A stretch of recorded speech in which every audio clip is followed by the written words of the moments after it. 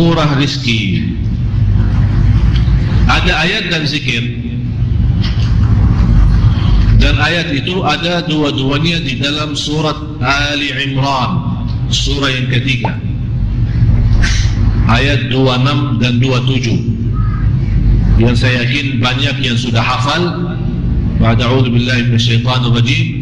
Qulillahumma malikal mulki tu'til mulka man tasha' wa tanzi'ul mulka mimman tasha' wa tu'izzu man tasha' wa tudhillu man tasha' biyadikal khair innaka ala kulli syai'in qadir tulijul layla fin nahar wa tulijul nahara fil layl wa tukhrijul hayya minal mayyiti wa tukhrijul mayyita minal hayy wa tarzuqu man tasha'u bighairi hisab. Engkau memberikan rezeki tanpa hitung-hitungan, artinya tanpa batas. Ini boleh juga kita membawa, tidak perlu sekali, boleh sekali, boleh berapa kali, tidak menjadi masalah, berapapun tidak masalah.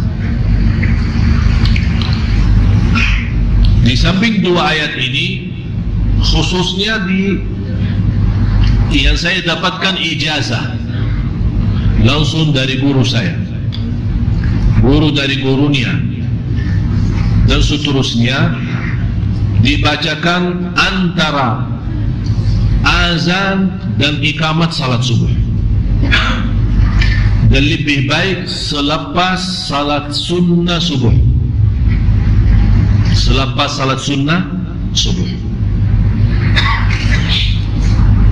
Jadi begitu anda dengar azan subuh, kemudian salat sunnah subuh 2 rakaat, dan saya selalu mengingatkan jamaah, tolong jaga salat sunnah subuh karena pahalanya sangat luar biasa.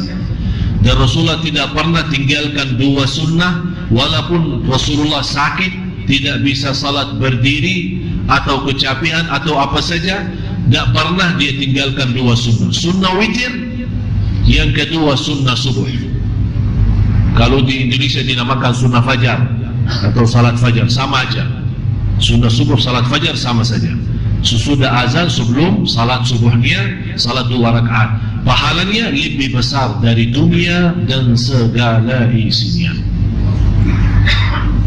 Walaupun anda bangun kesiangan, habis waktu salat subuh, segera, tidak boleh ditunda. Biarpun anda bangun jam 8, karena ketiduran dari waktu salat subuh, bangun jam 8, wajib jam 8 salat subuhnya. Dan sebelum salat subuh, salat sunnahnya itu. Rasulullah SAW bersabda di hadis yang sahih yang diriwayatkan Imam Muslim dan lainnya, man nama an salatin, dengar ya, man nama an salatin aw nasiyaha falyusalliha mata dzakaraha la kaffarata laha illa dzalik. Barang siapa yang ketiduran, kata siapa ini? Kata Rasul. Barang siapa yang ketiduran dari waktu salat atau lupa laksanakan salat, bisa jadi kalau kita sibuk rapat atau sibuk jemput tamu, ya bisa lupa kan? Masuk salat yang lain, ya Allah, saya belum zuhur, padahal sudah azan asar. Apa jalan keluarnya ya Rasulullah? Tolong kasih tahu. Barang siapa yang ketiduran dari waktu salat atau lupa tinggalin salat, falyusalliha, dibawakan kata fa. Fa artinya segera, begitu anda bangun tidur atau ingat, falyusalliha, segera laksanakan. Berarti di sini kalau segera laksanakan, tidak terhitung waktu, kapan saja. Tapi jangan segera. Falyusalliha mata dzakaraha. Karena apa alasannya? Kenapa Rasul menyuruh? Karena tidak ada kafarah dengan dosa kita selain itu. Jadi tidak ada istilah kalau ketinggalan salat kita bayar sedekah sekian, Allah ampuni kita. Atau kita kasih uang ke pesantren mana, tolong Pak Kiai suruh anak santri salat, saya sudah lama tidak salat. Tidak bisa begitu. Tidak ada main-main sama Allah bagi uang. Ya. Tapi kafaran. Kalau masalah salat masa dulu, masa lalu, masa jahiliyah lah. Tahu kan jahiliyah? Jahiliyah. Kan kita semua punya jahiliyah. Tapi alhamdulillah kalau jahiliyah saya di Masjid Nabawi. Tak ada jahiliyah. Sejak kecil saya di Masjid Nabawi. Jadi masa jahiliyah kita, misal waktu kuliah atau waktu masih sekolah, ya maklumlah biasa-biasa kita suka tinggalin puasa, suka tinggalin salat. Kadang-kadang malah salat karena di depan guru, malu-malu terpaksa salat tapi tak wudu. Ya pura-pura salat di depan orang aja. Ya kan itu semua beristiwa, namanya anak-anak muda ya. Tidak mengerti dan tidak merasa tanggung jawab. Tapi begitu dia belajar agama, dia sadar, ya Allah, ternyata masa lalu banyak dosa saya. Salat banyak sekali yang saya tinggalin. Apalagi puasa, pura-pura wudu tapi minum separuhnya.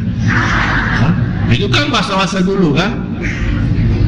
Ada orang bertanya, kok Syekh dan bagaimana bisa tahu? Padahal saya alhamdulillah tak pernah seperti itu kan. Ya kan kita lihat ada lingkungan yang seperti itu. Apa jalan keluarnya? Tidak ada dalam Islam namanya ganti salat.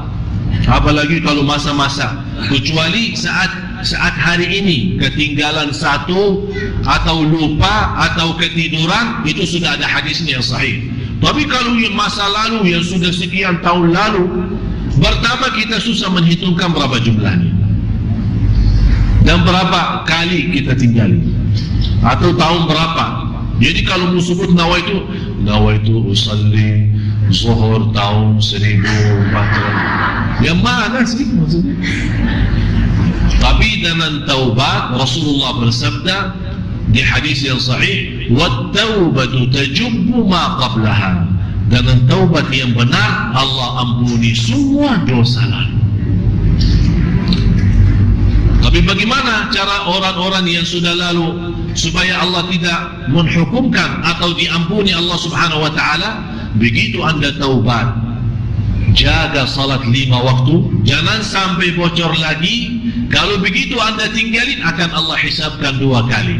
Yang baru Anda tinggalin sama yang sudah lama. Kemudian yang kedua, berbanyak salat sunnah-sunnah. Karena Rasulullah SAW menjelaskan, awwalu ma yuhasabu bihil abd, pertama yang dihisab oleh Allah nanti di hari kiamat adalah salat. Kalau malaikat periksa salat yang wajib, kata malaikat, ya Allah, ada banyak salat wajib tapi banyak bocor. Ya khusyuknya kurang, ikhlasnya tidak ada, ini macam-macam masalah. Kata Allah, coba lihat salat sunnah-sunnahnya. Kata malaikat, ya Allah, ada banyak salat sunnah, suka duha, suka qiyamul lail, sunnah qabliyah, ba'diyah, tahiyatul masjid, sunnah wudu, sunnah hajat, salat taubat, banyak sunnah-sunnah. Kata Allah, tutupi kekurangan salat wajib dengan salat sunnah-sunnahnya. Berarti manfaat sekali salat sunnah. Khalifah Harun al-Rashid setiap hari di luar salat fardu, dia salat sunnah 100 rakaat. Jumlah salat sunnahnya 100 rakaat. Kalau kita jaga sunnah qabliyah ba'diyah, syukur. Jadi antara azan dan iqamah salat subuh membaca sebanyak 100 kali. Sebanyak 100 kali. Subhanallah wa bihamdihi astaghfirullah. Subhanallah wa bihamdihi astaghfirullah. Berapa banyak? 100 kali.